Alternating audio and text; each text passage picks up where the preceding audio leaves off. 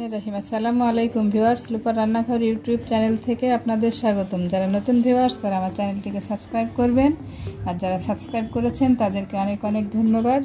তো বন্ধুরা, আমি আজকে 12 মিশালি মাছ দিয়ে ছোট মাছের একটা চচ্চড়ি করব। তাহলে চলুন রেসিপিটা দেখি।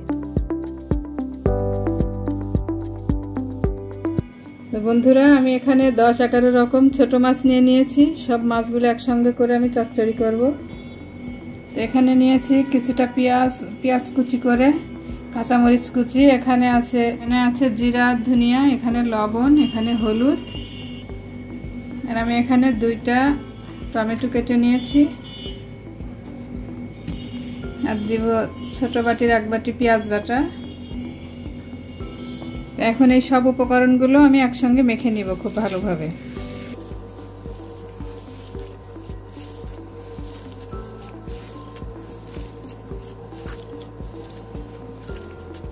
মানে এত ভালোভাবে মাখতে হবে যাতে মনে হবে যে মাখাতেই রান্নাটা অর্ধেক হয়ে গেছে। 12 ভেজাল মাছের চচ্চড়িটা আসলে খুব মজা হয়। এখন দিয়ে দিব সরিষার তেল। সরিষার তেলটা আপনাদের পরিমাণ মতোই দিয়েন, যে যেরকম খাবেন, তবে একটু বেশি দিলেই ভালো হয়।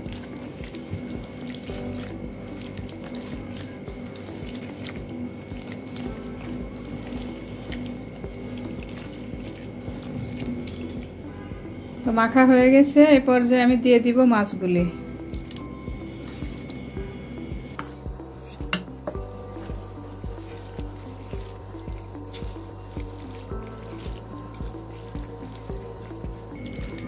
এভাবে আমি মেখে মিনিমাম আধা ঘন্টা এভাবে রেখে দিব। এর মধ্যে পানি টানি কিচ্ছু দিব না, যাতে মাছটা এই মশলার সঙ্গে একটু মজে যায়। তারপরে চুলায় দিই। আমি মাছটা আধা ঘন্টা পরে এখন চুলায় বসিয়ে দিলাম। পানি টানি দেওয়া লাগবে না, পানি দিইনি। মাছ থেকে যতটুকু বের হবে ওতে মাছটা রান্না হয়ে যাবে। মাঝে মাঝে একটু করে নেড়ে দিব, তারপর রান্নাটা হলে দেখো।